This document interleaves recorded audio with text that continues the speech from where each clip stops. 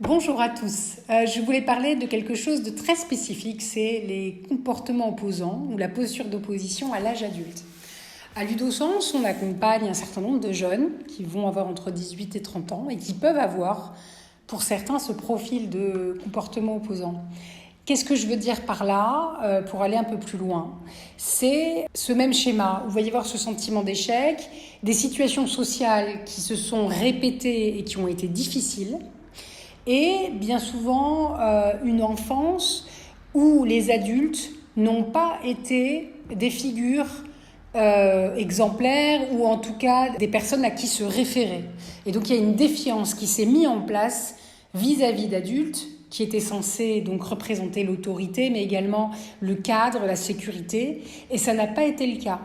Donc ça donne cette difficulté, cette posture d'opposition où le jeune adulte va se positionner et va avoir tendance, donc il y a ce sens de la justice exacerbé qui est extrêmement fort et qui peut donner lieu à une colère rentrée, une colère froide. Les comportements opposants à l'âge adulte ne vont pas se manifester de manière, en général, de manière aussi volcanique que chez un enfant ou un adolescent qui va avoir une impulsivité, une impatience et qui va avoir du mal à s'autoréguler. Chez le jeune adulte, l'autorégulation peut être là, c'est-à-dire que le jeune adulte peut se sentir débordé, mais avoir trouvé des stratégies pour contourner, faire en sorte qu'il n'y ait pas une manifestation trop forte de la colère intérieure. Et en même temps, c'est même pas sûr que le jeune adulte lui-même se rende compte que c'est comme une haine rentrée qui macère à l'intérieur de lui, donc une colère importante qui est vraiment présente. J'avais déjà parlé de ce schéma de l'iceberg, où il y a vraiment la partie émergée qui va être le sentiment de colère, et donc qui va être dans cette posture de dire que c'est les autres. Il y a un rejet de la faute sur autrui qui est palpable, où je parlais du sens de l'injustice, où il va y avoir un procès qui est fait vis-à-vis de personnes qui n'ont pas été à la hauteur. Donc ça peut être dans le système scolaire ou le système professionnel, finalement peu importe. C'est un système où il y a des personnes qui représentent l'autorité, qui représentent le cadre et qui vont être perçues de manière excessivement négative et de manière entière, tout d'un bloc. Donc il va y avoir cette colère qui se manifeste et encore une fois la partie immergée, c'est une profonde détresse et un grand sentiment de détresse lié à la dépréciation de soi.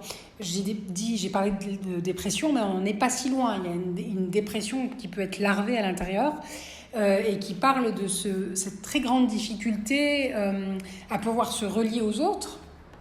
Et donc cette souffrance de ce manque de reliance à l'autre, de ce manque de possibilité d'être en lien, de partager, puisque effectivement, s'il y a eu donc ce diagnostic autisme, ou un diagnostic a pu aussi être appris sur le tard, à l'âge adulte, mais il y a eu une suradaptation tout au long de l'enfance et de l'adolescence. Eh bien, les situations sociales n'ont pas été des réussites. Il y a pu avoir pas mal de difficultés à créer des relations.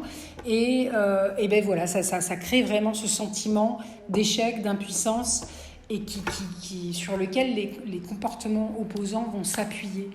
Donc, c'est vrai que chez le jeune adulte, les comportements opposants, l'opposition, la posture d'opposition est nettement plus subtile et beaucoup moins manifeste que chez un enfant ou chez un adolescent qui va avoir un diagnostic où il va y avoir des symptômes d'opposition flagrante avec provocation, avec des débordements physiques. En tout cas, on peut voir que ça se manifeste de manière très, très franche. Chez le jeune adulte, ça peut être beaucoup plus subtil parce que le jeune adulte a appris à se suradapter. Pour autant, c'est la même colère qui est là, qui est liée à ce sentiment de défiance, ce sentiment que on ne peut compter sur personne Et ce sentiment que ça peut être aussi accompagné de cette sensation que on ne peut compter que sur soi.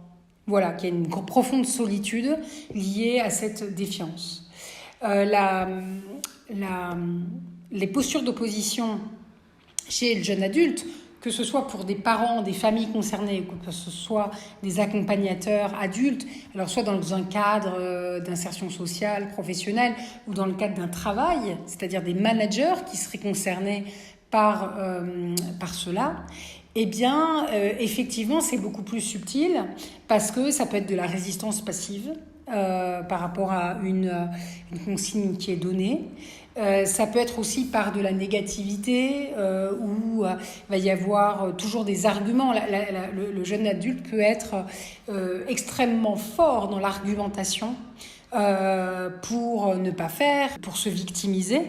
Ou ça peut être de la résistance passive, ça peut être aussi quand il ne peut pas y avoir d'opposition frontale, parce que c'est pas possible, ça peut se faire de manière détournée, par autre chose, par de la suppression de fichiers ou des choses comme ça, si on est dans un cadre professionnel. Les comportements opposants, donc c'est une problématique à ne pas sous-estimé, y compris donc quand il s'agit de jeunes adultes, et donc il n'y a pas ces débordements de l'enfant ou de l'adolescent. On est dans quelque chose de plus socialement admis, puisque la personne est en capacité d'être dans un groupe, d'être assise et de participer au travail. Donc ça va être plutôt une posture qui va être de remettre en cause l'interlocuteur, de couper la parole voilà, c'est un ensemble de comportements qui vont faire que la collaboration, la coopération sur un projet va être complexe, va être difficile. Il va y avoir systématiquement des arguments contre, des arguments pour ne pas faire ensemble. Et voilà, et donc à un moment donné, cette posture-là, elle est problématique parce que apprendre à faire ensemble, apprendre à faire en équipe, c'est un enjeu très important. Alors maintenant, les solutions. Qu'est-ce qu'on peut faire ? Alors en tant qu'adulte, quand on est des adultes accompagnateurs, donc soit une équipe d'animateurs par exemple, ou des professionnels qui accompagnent dans le cadre d'une première expérience de travail, ou encore des parents, ou des tantes, des oncles qui auraient à partir en vacances avec, alors je parle de tout jeune adulte, 18 ans, 19 ans. Quelles pourraient être les stratégies ? Donc une stratégie qui marche bien, encore faut-il sentir le feeling avec la personne concernée, c'est l'humour, c'est pouvoir tout simplement faire de l'humour, mais de l'humour, un certain type d'humour, pas de l'humour noir, pas de l'humour qui serait sarcastique. Non, ça évidemment, ça ne peut pas marcher. Il faut que ce soit un humour subtil et un amour où il y a de la bienveillance qui passe. C'est très important. Donc cet humour doit pouvoir être teinté d'amour quelque part, en tout cas d'une énergie bienveillante. Et l'idée, donc, c'est de pouvoir, pour que vous aussi, vous puissiez passer un bon moment et que cette opposition soit désarmée quelque part, c'est de pouvoir inclure la personne concernée dans le groupe tout en faisant de l'humour quand la personne a trop tendance à argumenter de manière contre ou a tendance à mettre beaucoup de négatifs, à partir vaincu d'avance, etc. Mettre de l'humour, donc ça suppose que vous êtes en capacité de mettre de l'humour, donc que vous ayez en vous suffisamment de joie, de confiance pour que ce soit possible. Je dis ça parce que quand on sent que c'est pas accessible, il vaut mieux se le dire. Et parfois, il est possible dans une équipe de passer le relais. Et il y a des personnes avec qui le feeling est plus immédiat, plus palpable, c'est plus facile. Donc il faut choisir les personnes avec qui le feeling va être possible. Si vous sentez que c'est pas accessible pour vous, il vaut mieux se le dire et passer le relais. L'humour est une clé qui peut vraiment être très très utile quand il s'agit de mobiliser une personne qui va avoir ce type de structure psychique, donc comportement opposant à l'âge adulte. Également, quelque chose qui peut fonctionner, c'est de pouvoir, dans un moment où vous êtes amené à parler en individuel avec la personne, de pouvoir lui expliquer que vous êtes dans le même bateau, que vous faites partie de la même équipe que on a besoin de lui pour faire avancer le travail, qu'on a vraiment besoin de lui, qu'on compte sur lui. Et que donc sa rigidité doit s'assouplir un petit peu, que son opposition systématique doit s'assouplir aussi, parce qu'on a vraiment besoin de lui. Et cette personne a vraiment besoin qu'on le lui dise.